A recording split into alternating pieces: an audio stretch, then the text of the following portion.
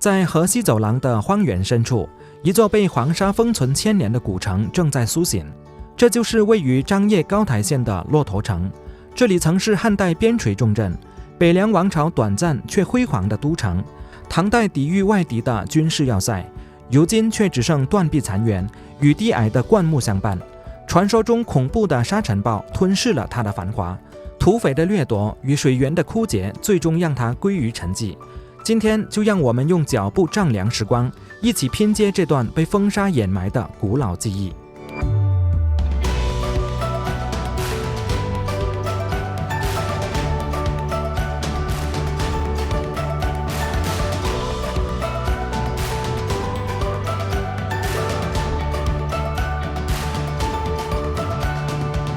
离开了黑水国遗址，我就驾车来到了高台县的骆驼城，距离87公里，需要1个小时34分。骆驼城遗址及墓群。骆驼城遗址呢，指的就是这里面了。那么墓群呢，就是除了东面以外，其他的南北西3面呢，都是有古墓群。你看这里呢，还是被修了一些围栏啊。而且在景区的里面呢，也是修了一些游览步道，但是呢却不需要门票。这里还被围上了围栏。那么这里面呢就是属于保护区了。这座骆驼城遗址跟我们上次到过的黑水国遗址啊有相似之处，都是有着南城和北城。只不过骆驼城遗址呢，它的南城和北城啊只有1墙之隔，不像黑水国遗址啊，隔着几公里。看一下骆驼城遗址的规模啊，比起黑水国遗址呢，要大很多呢。眼前这座骆驼城遗址是一片辽阔的荒芜，唯有夯土城墙倔强地伫立着，仿佛仍在对抗着时间的侵蚀。遗址分为南北2城，南城3座城门与瓮城结构清晰。最神秘的是西南角那座被称为宫城的小城，长132米，宽79米，是否真是北凉王段业的皇宫？历史没有留下答案，但站在这里，仿佛能窥见1800年前的烽火与荣光。那么这里啊，是属于南城的西南角，被单独围起来的一块地方。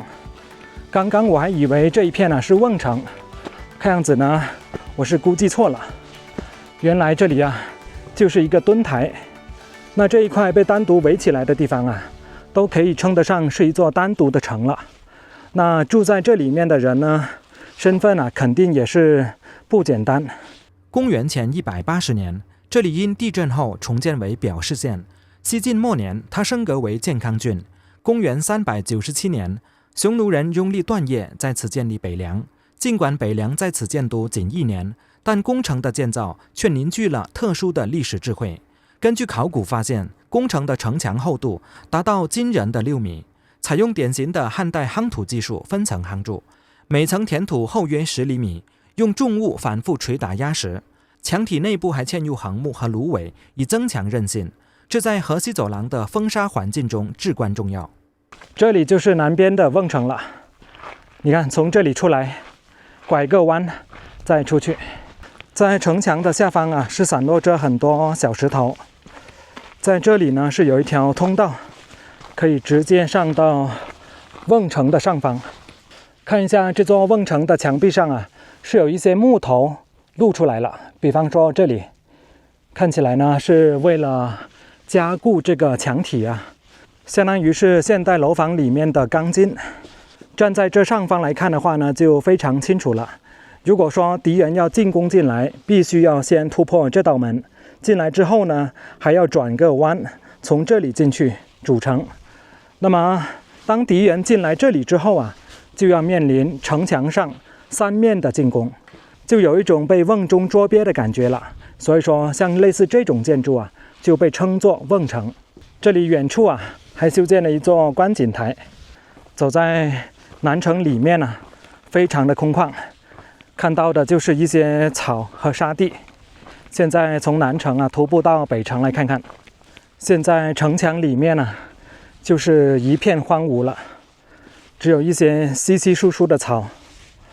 哇，看一下这边，远处就是祁连山脉了，看起来呢非常的壮观啊。可能在镜头里面显得比较小，但是站在这里看呢，却是看到非常的雄伟高大。现在已经是下午6点钟了，太阳光依然是非常的强烈。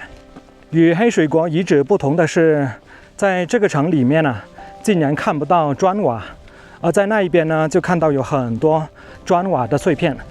虽然南城和北城只有1墙之隔，但是走过去距离却很远。这里面起码有好几个足球场那么大，真的是望山跑死马。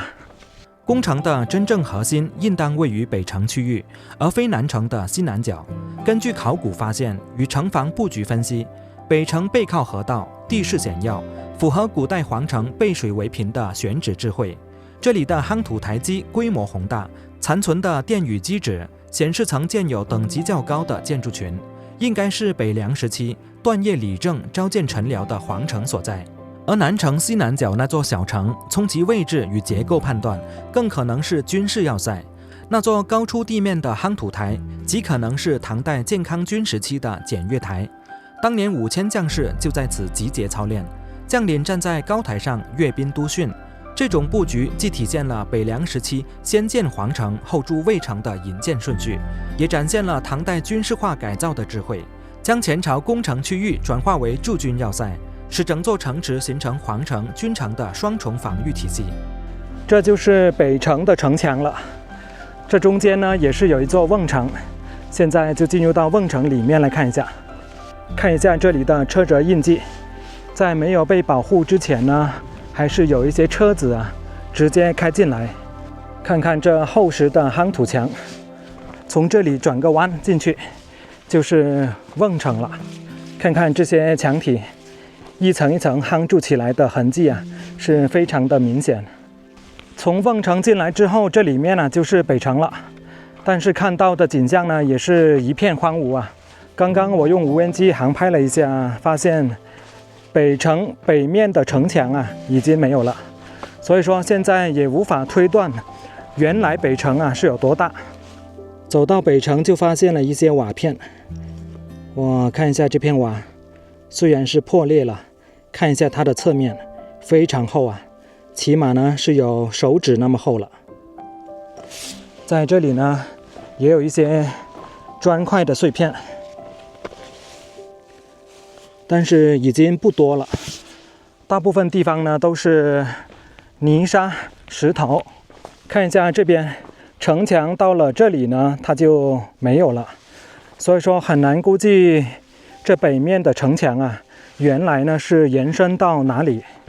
而且在这个位置有很明显的坍塌的痕迹，可能以前在这里是发过大水，被雨水浸泡过，所以说造成这片土地呢就下沉了。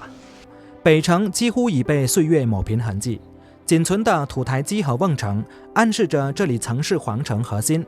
公元766年这里被吐蕃攻陷后，它就突然从史书中消失。荒废的原因众说纷纭，沙尘暴的侵袭、水源枯竭，亦或是土匪占据后最终的遗弃。甚至传说城中曾有一口井，因坠驴事件而被填埋，仿佛隐喻着生存希望的彻底湮灭。而如今它的名字骆驼城，则源于它彻底荒废后的一段民间记忆。据当地史料记载，明清时期，这座空城成为了往来于丝绸之路的商队理想的休憩点。因其城墙高耸，能有效抵御风沙并提供庇护，许多牧人便将骆驼赶入城内圈养。